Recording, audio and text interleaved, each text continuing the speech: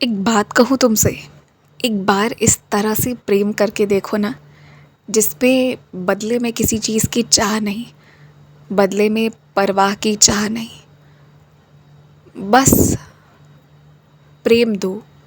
जो भी है दिल में वो एक बार देकर देखो, बिना किसी चाह के। दिक्कतें रिश्ते में तब आती हैं ना, जब उसको तुम चाहत से जोड़ देते हो। और मुझे पता है तुम फिर ये ज़रूर कहोगे कि बाबा, इंसान होने के नाते कुछ ना कुछ तो हमारी उम्मीद रहेगी ना। बिल्कुल ठीक है, तुम्हारी बात सही है, उम्मीद रखो। लेकिन जब उम्मीद रखने की बारी आती है ना, तो वो मुझसे रखो। बदले में तुम्हें जो चाहिए ना, वो बदले की भावना वो तुम मुझसे रखो।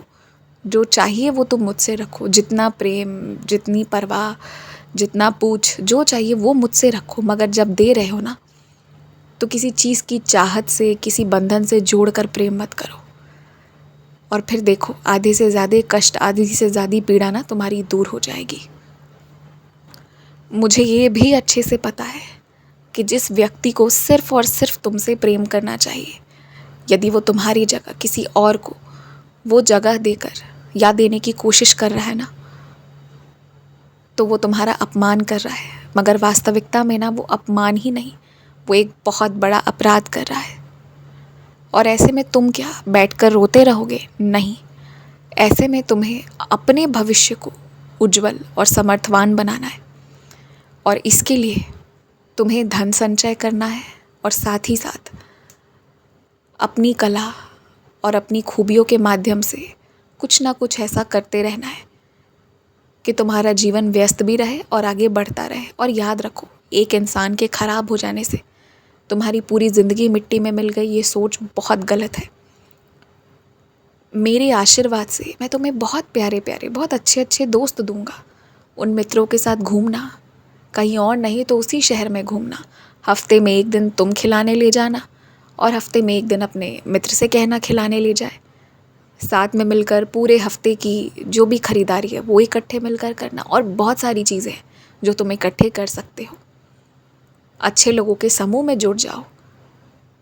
तुम्हें जो अकेलापन काटता है ना, इतने व्यस्त हो जाओगे कि फिर जिन लोगों के लिए तुम खाली रहते थे ना, जो तुम्हारी ओर देखते नहीं थे, वो तुम्हारा इंतज़ार करेंगे। और कहीं ना कहीं जब तुम व्यस्त रहना सीख जाओगे ना, तो तुम्हारा जो भी वजन है ना, मैं ये तुम्हारे मान सम्मान प्रतिष्ठा से जुड़ी वजन की बात कर रहा हूँ, वो और बढ़ जाएगा। जो खाली व्यक्ति रहते हैं ना, उन्हें वो सम्मान नहीं मिलता जो व्यस्त रहते हैं उनकी तुलना में। क्योंकि जो व्यस्त है ना, वो कहीं ना कहीं कुछ ना कुछ सीख रहा है। जो खाली है ना, यकीन मानो, अधिकतर अधिकतर बार जो खाली रहते हैं ना, वो या तो उदास रहते हैं, रोते रहते हैं, या उनकी बुद्धि कुबुद्धि में परिवर्तित होनी शुरू हो जाती है। और पता है क्या, दिन भर मेरी पूजा मत करो। जो कर रहे हो उसको मेरी पूजा मानकर करो, वो सबसे बेहतर है। तो फिर 24 घंटे सो भी रहे हो ना, तो ये मानो कि वो भी मेरी ही आराधना कर रहे हो, देवी निद्रा के रूप में। यही मान कर करो।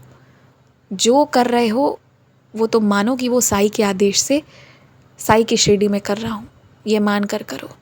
और दिन भर मुझे पूजा नहीं चाहिए, एक बार प्रेम पूर्वक नमस्कार वही काफ़ी है मेरे लिए। और एक बार ना चुपके से तुम्हें शिरडी बुलाऊंगा, जब तुम लोगों को बताए बिना होगे। और फिर देखना, शांति में जो दर्शन मिलेंगे तुम्हें, जो नए लोगों से मिलोगे, जो नई चीज़ें सीखोगे ना, वो तुम्हें कुछ अलग ही अनुभूति कराएगी। मेरी सबूरी से मेरे अक्सर बच्चे डर जाते हैं मुझसे, मगर ऐसी कोई बात नहीं है। अगर तुम सटीक चीज़ मांगोगे ना, जब तुम्हें पता रहेगा कि तुम्हें क्या चाहिए और फिर वो मांगोगे, तो तुम्हें निश्चित मिलेगा। दिक्कत वहाँ आती है ना, जहाँ तुम सटीक चीज़ मांगते ही नहीं हो।